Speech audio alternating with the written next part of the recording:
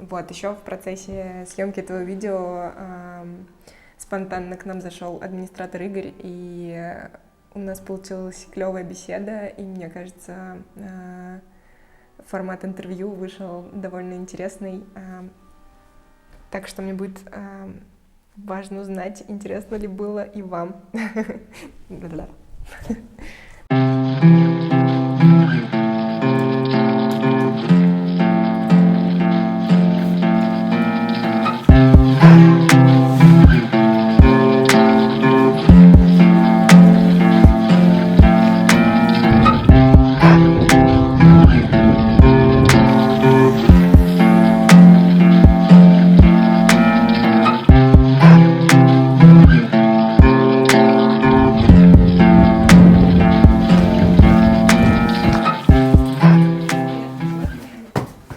Привет, меня зовут Даша Киселева, и сегодня я не стала рисовать дома, потому что там я работаю над большим проектом, и мне хочется перезагрузиться. И я пришла в общественное пространство «Восход», очень клевый арт-кластер в Черноголовке, муниципальный, короче, просто подарок судьбы, так что пойду рисовать тут. Я взяла с собой 2 листа. Буду делать 2 круглые работы и хочу попробовать делать одновременно. Пока один сохнет, рисую на другом, в общем, посмотрим, что получится. Я взяла скетчбук, в котором я сделала эскизы потрясающей детализации, все как я люблю. Потом я, конечно же, взяла свою палитру, которую я сделала сама, между прочим. Сам себя не похвалишь, никто не похвалит. Акварель, waterbrush, сумочка с сокровищами, гуашь, ну и бумажный скотч на всякий случай, может пригодится, может нет. Рисовать дома такая зона комфорта, все под рукой, можно налить чайку, можно ходить, прокрастинировать, ничего не делать. Поэтому иногда очень клево приходить в общественное пространство или сменять вообще окружение, чтобы заодно себя чуть-чуть такая инъекция какой-то новизны. Так что, надеюсь, само место поможет мне сделать что-то прикольное сегодня. Эскизов много, тут кроме меня, наверное, никто ничего не поймет и черт ногу сломит, но основная идея такая: мне надо нарисовать лес, и, собственно, я думала о какой-то вертикальной композиции, где все будет стремиться наверх, думала о горизонтальной композиции и о некой диагонали. У меня есть один рисунок, сейчас я же его взяла с собой, надеюсь, я его взяла с собой. Подготовка, уровень бог. Я его не взяла с собой. Черт. Есть еще одна заначка, где он может лежать.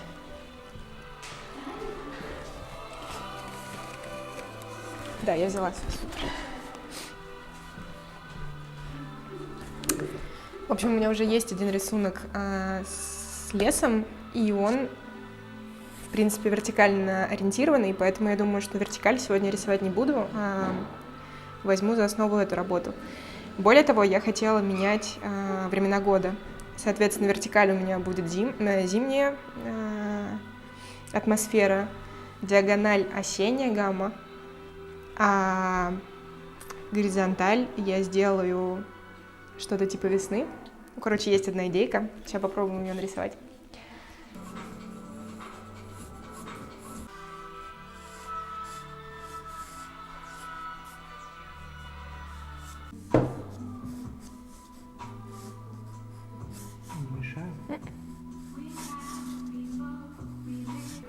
В качестве горизонтально ориентированной композиции я выбрала бонсай.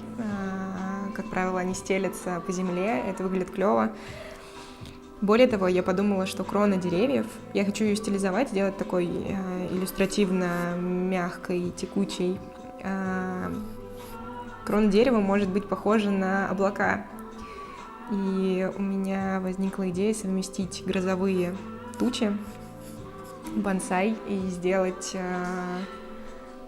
серо-синюю крону и дождь из нее. Такое получается экосистема дерева, которое само себя орошает. Ну, в общем, это может быть интересно. Осталось только дело за малым нарисовать. А я очень люблю детализацию, и она, разумеется, здесь тоже будет, но вообще хочу отойти от привычных паттернов и попробовать сделать что-то абстрактное, насколько это возможно.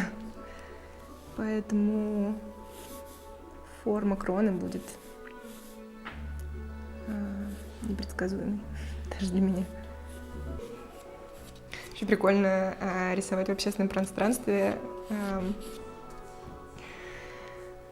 Приходится бороться не только со своими внутренними демонами, типа как нарисовать, что сделать, а еще и приходится мириться с тем, что людям будет непременно интересно, что же тут происходит. Но я была к этому готова. Идея моя такая, я очень люблю рисовать. Я люблю чувствовать материал, я люблю рисовать вручную, поэтому основное я сделаю акварелью, гуашью.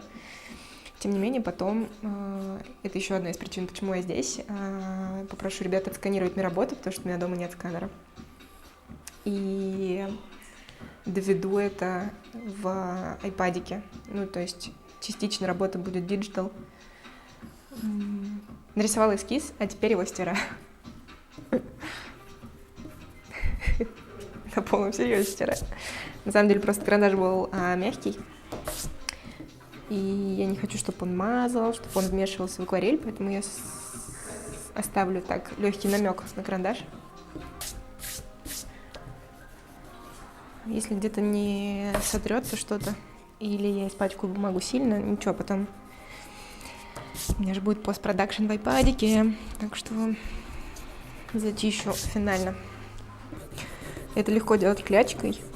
Такая пластилинообразная штука. Она классно снимает верхний слой. У меня ее нет даже дома. Вот ластик.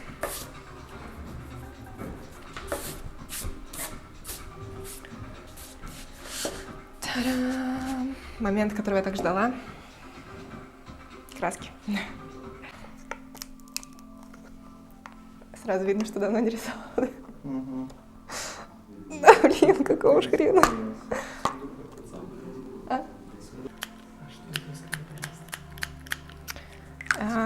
Сухие краски обычно я активирую водичкой. Спасибо за подсказку. Что об этом можно рассказать, чтобы рисовать было удобнее. Как давно ты рисуешь? Я рисую с детства. И, к сожалению, без должного упорства. Говорю «к сожалению», потому что, мне кажется, если бы я занималась этим более внимательно, с большим фокусом, я бы добилась большего. Скажи, пожалуйста, с детства это сколько лет уже, например? Лет 27, 28. Ну, типа, реально всю свою жизнь. Ну, сейчас сколько? Как произошло твое знакомство, собственно, с живописью?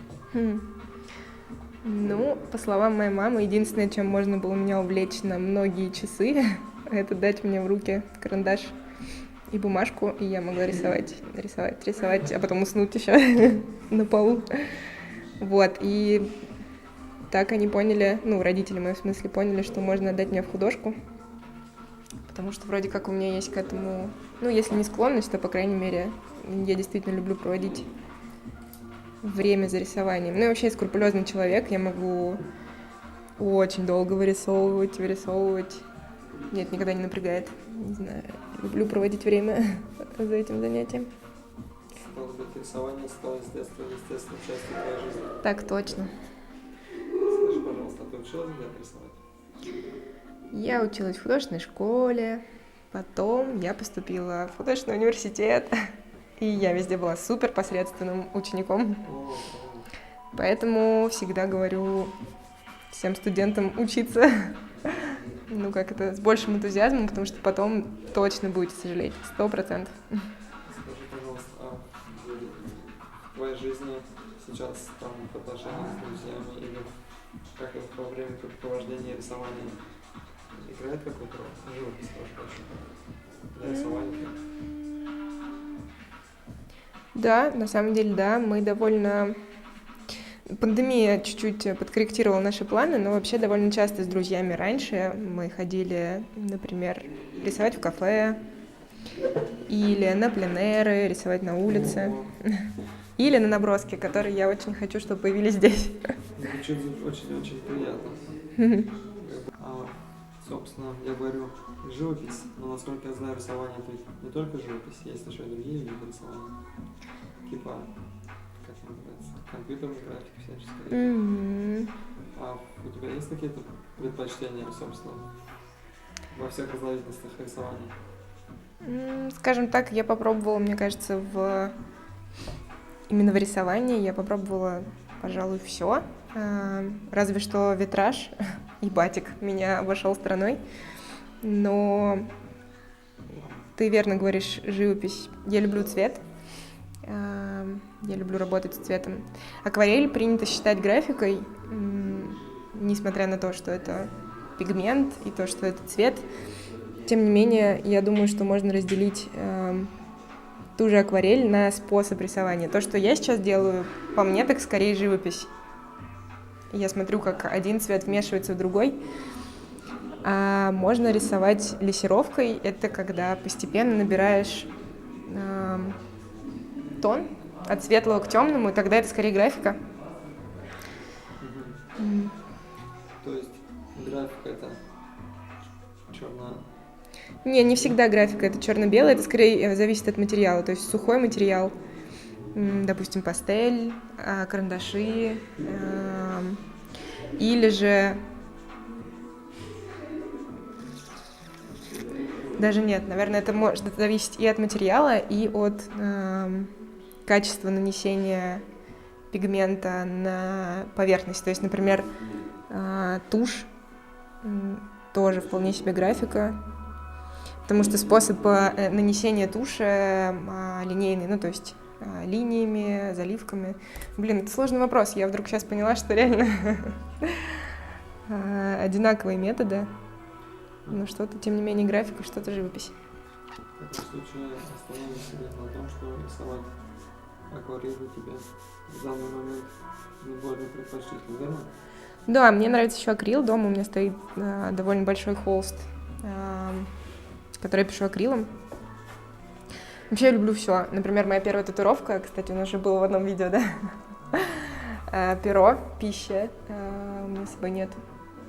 Что больше всего любила рисовать тушью и пером. Но акварель супер прекрасно сейчас, да, это все периодами. А что для тебя в рисовании самое важное? В твоих занятиях рисованием, вернее, что для тебя самое важное? Вот долгое время был очень важен результат. И на самом деле тупиковая ветвь развития, потому что это очень часто делает художника несчастным. И когда весь фокус в результате. То есть получается, что нет смысла рисовать что-то дурацкое, если заведомо результат будет плох. В общем, из-за этого очень часто у людей случается страх белого листа. Или, например, страшно рисовать в скетчбуках, потому что как же так, неужели я испорчу лист? Так что сейчас я сделала ориентир на процесс, и мне очень нравится именно наслаждаться моментом. А получится, не получится, уже не мне решать. Я подумала так. То есть для тебя сейчас рисование, это можно ли назвать релаксацией? Да, весьма.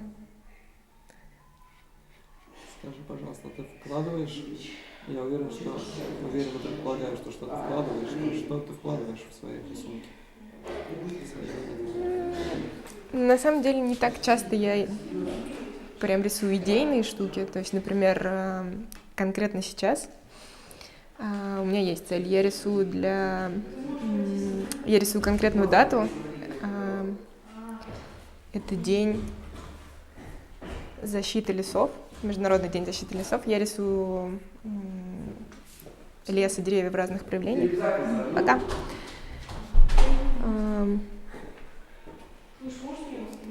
Но на самом деле иногда я просто это делаю ради удовольствия, просто рисую, что хочется. Ну вот, например,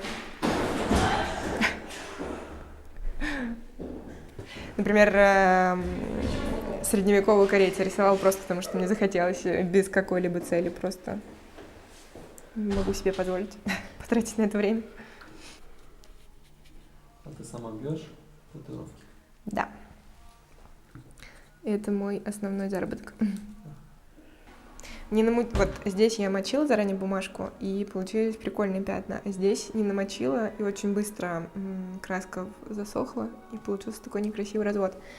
Но я для этого специально взяла гуашь, а гуашь укрывистая, так что я смогу... Все, вот видишь, не разбодяживается. Гуашью, значит, пройду здесь. Не страшно. Хотела писать просто прям с первого слоя, чтобы так было, но... Как обычно, придется лессировочку включать. Скажи, пожалуйста. Ну, собственно, пришли к тому, что ты в рисовании выражаешь себя, верно? В разных сферах. Я никогда об этом не задумывалась. Видимо, это, такой процесс, да, получается. Как бы так и выходит, но... Нарочно? Да. Хотела бы спросить, а если бы не рисование, то что бы ты выбрала? Спорт. Спорт. Угу. А чем ты занимаешься? Я КМС по художественной гимнастике, потом я занималась профессионально баскетболом, теперь я занимаюсь профессионально фридайвингом, меня помотало.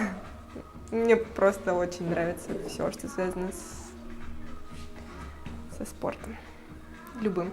А есть ли, может быть, у тебя какие-то пересечения рисования с спортом? Что-нибудь такое влиятельное? Типа дизайна своей формы для баскетбола, дайвинга. Нет, таких пересечений нет. Скорее, чуть-чуть более пространные пересечения спорта и рисования. Допустим, фридайвинг учит меня пониманию внутренних процессов, или фридайвинг учит меня терпению, или наблюдению, созерцанию, и это очень помогает в рисовании. А, допустим, баскетбол учит меня думать наперед, командной работе, и я могу быть более полезной в коллаборациях в рисовании, например, так. Ты решила приехать в Шумиловку? Да. В Москве, я вспомнишь, в Москве у тебя своя фотостудия, ты любишь путешествовать. Да, я родилась в Москве и жила там всю свою жизнь. И что-то никогда не думала, что устану от родного города, но устала, капец. Не могу больше. А куда ты любишь путешествовать? Есть ли направление предпочтительное? Сейчас я люблю... Спасибо. Сейчас я люблю путешествовать туда, где я еще не была. Есть направления, в которых я 100-500 тысяч раз была, но уже хочется чего-нибудь нового. И тут пандемия врывается, и теперь никуда нельзя. Очень жаль. Но из хотелок мне надо съездить в Перу, в Новую Зеландию и в Исландию. И на Гавайи еще. Хочешь ли ты познакомиться с природой во всех ее проявлениях, чтобы любить ее еще больше? Конечно. Куда уже больше, но да. Хочется посмотреть весь земной шарик. Где как. И на суше, и под водой. Да. Блин, и я еще, конечно, жду не дождусь, когда Илон Маск сделает доступным космический туризм. Это просто моя мечта. Я верю, что на наш век придется. А если бы ты оказалась, собственно, в космосе, что бы ты там нарисовала? я бы вот так прилипла к иллюминатору и не отлипала. Не стала бы рисовать? Нет, может быть, я бы, кстати, взять с собой скетчбук — хорошая идея. Малюсенькие шарики земные. Скажи, пожалуйста, ты рисуешь в путешествиях? Да, я очень много рисую в путешествиях, и у меня один из любимых форматов — это скетчбуки. Немножко глупо, потому что это никуда не может пойти. Но, с другой стороны, такой кайф рисовать и, ну, там, заполнять их и делать такие книжки с воспоминаниями. Да, у меня их много.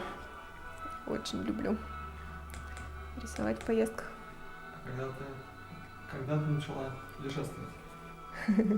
В 5 месяцев. Да, в моей семье просто это основной приоритет. Не ремонт на кухне, а куда-нибудь уехать.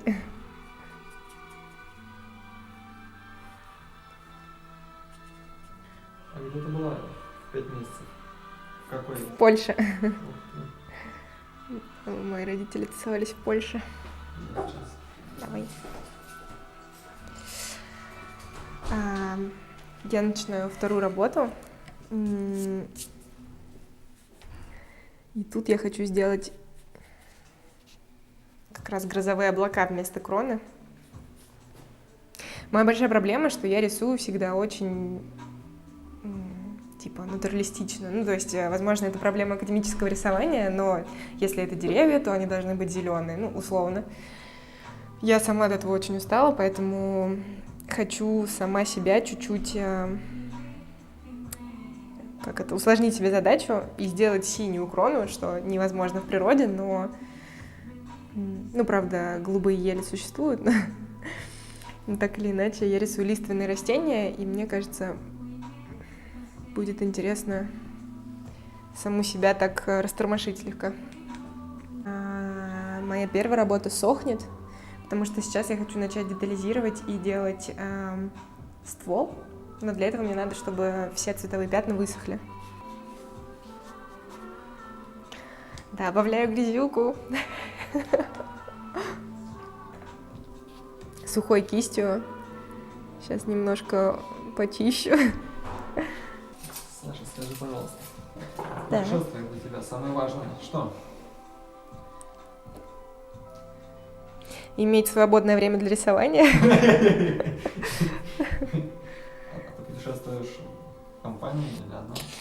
Ну, когда как. Вот очень важно, когда я не одна, чтобы компания была готова к тому, что я буду время от времени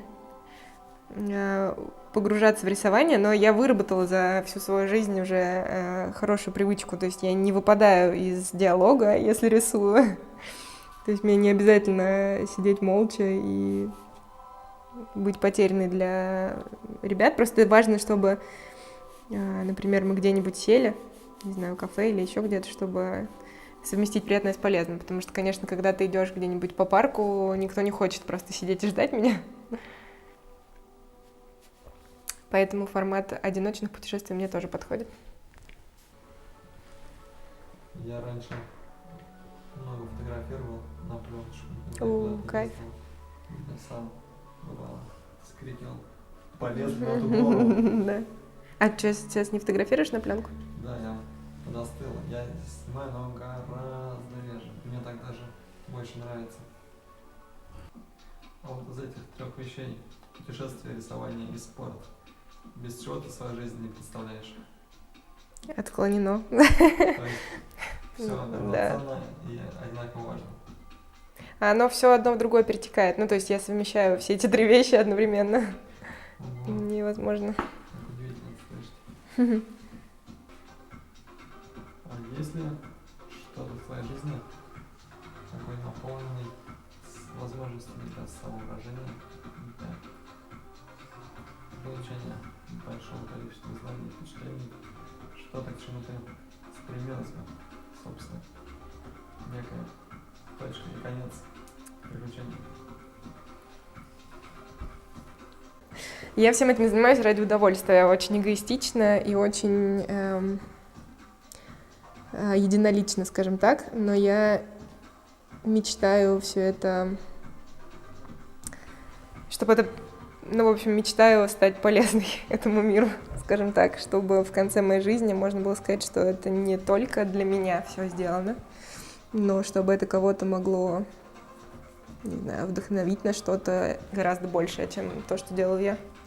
Было бы круто. Скажи, пожалуйста, у тебя уже... Верно ли я понял, что для тебя важно, собственно, делиться своим опытом и навыками? Да, весьма. Мне кажется, любому художнику важна поддержка и отдача. Ну, в общем, это такой энергообмен. Тяжело это в стол делать. А ты делишься? Снимаю, Поэтому снимаем, да. Да, я веду бложек. О рисовании или о своей жизни? Скорее о жизни, но там большая часть про рисование. Интересно. Давно у тебя? Да, довольно. У меня началось всё еще из университета. У меня был живой журнал вообще 1000 лет назад. А потом появился Инстаграм, и, собственно, вот там с самого начала подписала Антона сегодня на себя, чтобы у меня была возможность его отметить. Так я и зарабатываю себе слушателей.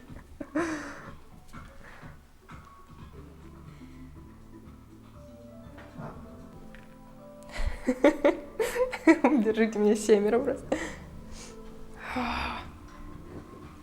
Круто. И хочу еще сюда воды налить. Но сперва сделаю ствол, а потом накапаю еще.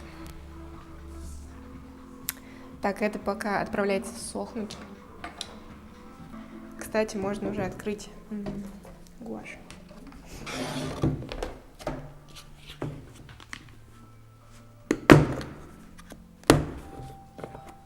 На нее тоже попшикаем, хотя она не такая уж и сухая, но тем не менее. Конечно, это супер удобный формат гуаши.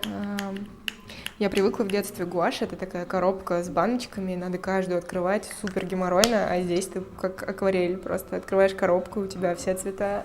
Тут, блин, супер клевая задумка. Не знаю, почему раньше люди до этого не додумывались.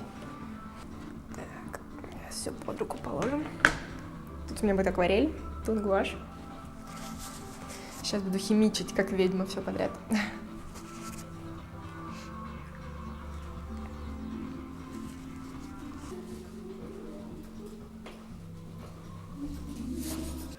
Есть у тебя какие-то любимые или наиболее вдохновившие тебя художники?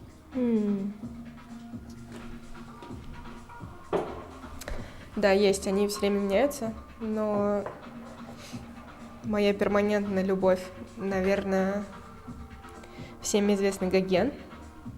Хотя он был ужасным человеком, но рисовал просто как боженька на мой вкус. То есть, да, если не вчитываться в его биографию, то мне очень... Какого ужасного совершенно? Ну, если без красок и без линжевого. Ну, он бросил семью, жену, кучу детей, переехал в теплые страны, что я полностью понимаю. Но он, в принципе, был очень склочным скандалистом, который постоянно кляузничал, писал какие-то жалобы на всех подряд. Ну, короче, какой-то был такой пессимистичный персонаж, хотя работа очень по цвету радостная. Не знаю, как вообще совмещалась в нем та живопись, которую он писал, и тот образ жизни и образ мышления. Я читала просто письма, его читала. Ну, в общем, я заморачивалась и изучала, и я просто не понимаю, как они... Ну, то есть, что это один и тот же человек, реально невозможно понять. У меня странно, у меня есть любимые художники, но я никогда ничего не черпаю от них. Типа, я просто любуюсь, и все. Это довольно странно. Вот у меня не получается там как-то... Я либо очень буквально беру какие-то штуки, либо вообще никак. Довольно странно. Скажи, пожалуйста, а к быту ты тоже подходишь как художник? Или, может быть, как спортсмен, или как путешественник? К чему? К быту, К быту? к завтракам и Порядок на вашем столе. Нет, как пещерный тролль подхожу ко всему. Быт у меня проседает. Да, быт меня бесит, он Ну, то есть я умею кайфовать от него, но по большей части я чувствую раздражение, что я могла бы в это время делать что-то, что хочу, а мне надо делать что-то, что я очень не хочу. Так что да. Тарелки эти мыть. Посудомоечная машина — идеальный вообще выход. Ну, нет, я работаю над тем, чтобы быт... Короче, да, это у меня реально проседает, жесть. Но я в процессе. Когда-нибудь я научусь. А еще Антон видел у меня... Вот сейчас очень красиво. А дома просто жесть. Просто краски вот так навалены, я пробираюсь сквозь них. Думаю, в этом молодые художницы и художницы в возрасте похожи. Дома были у Людмилы Федоровны умела. Да? Картина штабелями стоят. Есть очень клевый стрит-арт, жена художник, горе в семье. Я прям очень смеюсь каждый раз, 100%. Да, все бы решила мастерская, но я уже год жду от самый дальний институт здесь. Там очень клевое помещение нашла. Наверное, да. И да, вот этот. И у них есть помещение под сдачу. Я посмотрела, мне безумно одно понравилось. Копейки стоит. Я говорю, давайте оплачу пару лет сразу. Ну, реально. Ну, типа, у меня есть деньги, если вам это важно. А они не хотели мне сдавать, потому что я индивидуальный предприниматель, а не ООО. Ну, типа, что я могу оказаться нищебродом, который не оплатит однажды. Я говорю, серьезно, готова. Покухай, да? Да, но, к сожалению, уже год я жду от них подтверждения, они скрипя вообще. Блин, грустно всем, чем слышать можно. такие проволочки. Да, очень тупо, а так было бы божественно. Я прям так мечтала, как я каждый день буду на величке ехать туда, сквозь лес. Блин, было бы просто божественно. Я бы ни за что в жизни отсюда не уехала никуда. А вечером купаться на Северном озере. Вообще просто супер круто. Но нет, бюрократические штучки не дали мне это сделать. Ну, я больше не нашла помещений под мастерскую. Поэтому, в общем, мастерская бы решила проблему, и этой бабули тоже, потому что там можно хранить холсты, можно мусорить, можно вообще не париться, как все лежит.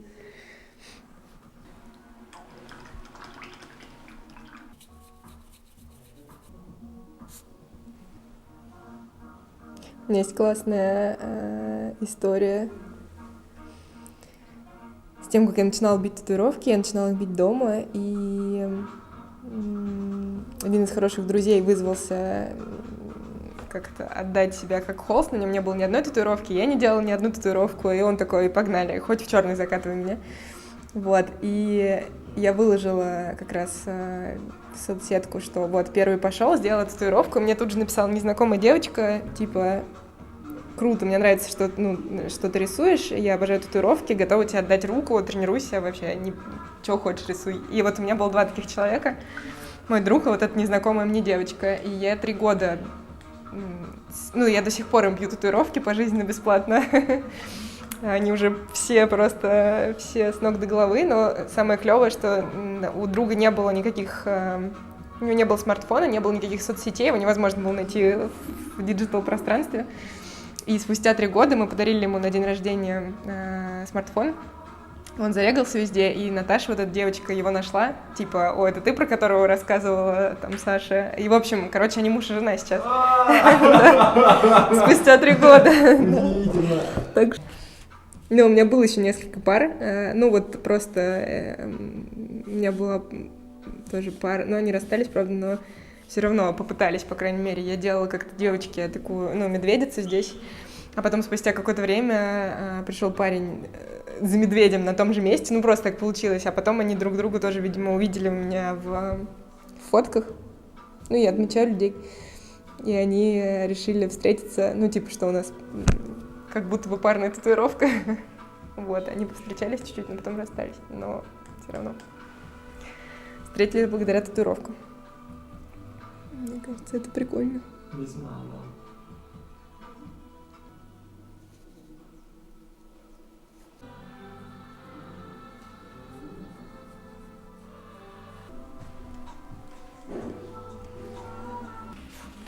Я думаю, с этой на сегодня все.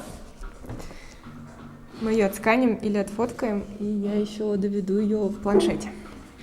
Осталось вот это.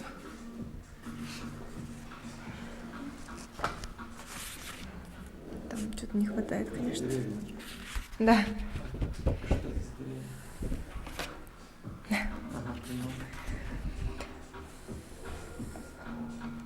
Это будет дерево, из которого идет дождь. Такая экосистема.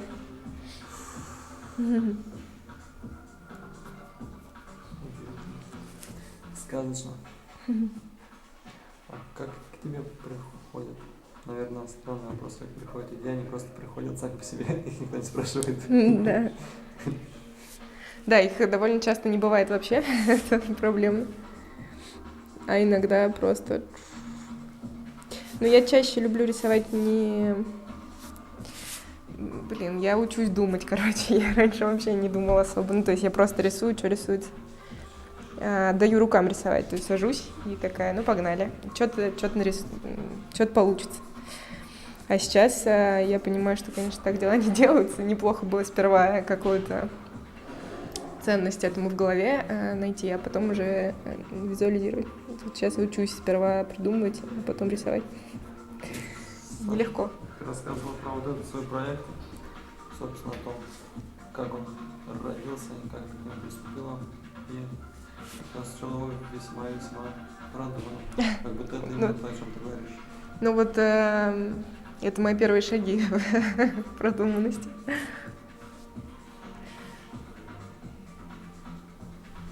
Я просто всегда рисовала. Я не умею вот так рисовать, какие-то такие образы искать, чтобы человек прям что-то для себя конкретное понял. Ну, типа, там, освещать какую-то проблему, вот, чисто, там, например, как у Бэнкси. У Бэнкси очень часто такие посылки, прям, ну, в смысле, послания, то есть ты понимаешь, о чем он. И, ну, довольно очевидные. И в этом их сила, ну, то есть поэтому они всем нравятся. Они простые, но очень емкие. А у меня вообще не так. У меня скорее...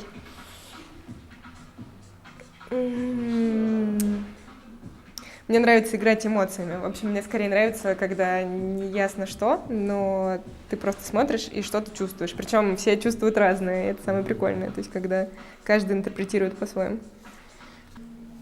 Могу я спросить в таком случае про оставленную пока работу? Про эмоции, что здесь не так?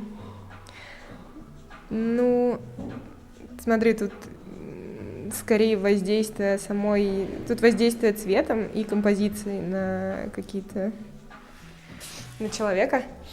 Она не доделана, надо будет еще добавить немножко... Тут есть моменты с грануляцией, то, как пигмент сам решил себя завернуть. То есть скорее такие какие-то округлые мягкие формы, как Антон говорит, чипсики. Они такие приводят к каким-то размышлениям. Не знаю, вот тут вообще она самая абстрактная, никакой конкретики. Если здесь есть идея, то здесь скорее... Мне просто хотелось, чтобы они разные были по цветам.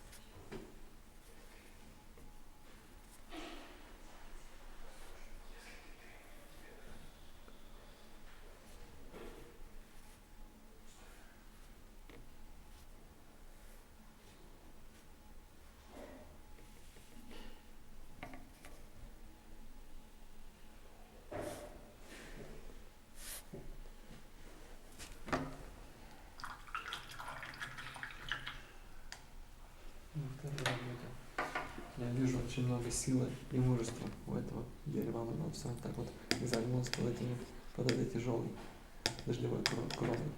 Я думаю, это очень большая ответственность, собственно. Просто держать на себя дождь. Для этого нужно очень много сил. Такое вот оно. Круто. Прекрасно. Обожаю интерпретации. Но я полностью согласна. Так, ну вот по истечении нескольких часов, мне кажется, я довела результат до какого-то маломальски серединного финала. Я хочу сейчас еще отфоткать или отсканировать эти работы, если у ребят есть сканер А3, и довести эти работы в Procreate на планшете. Почищу фон, что-то где-то уберу, что-то дорисую, и обязательно покажу, что у меня получится. Интервью было не запланировано, получилось максимально спонтанно, на самом деле все как я люблю, поэтому большое спасибо администратору Игорю, которому было не все равно и который присоединился к нам в процессе съемки этого видео.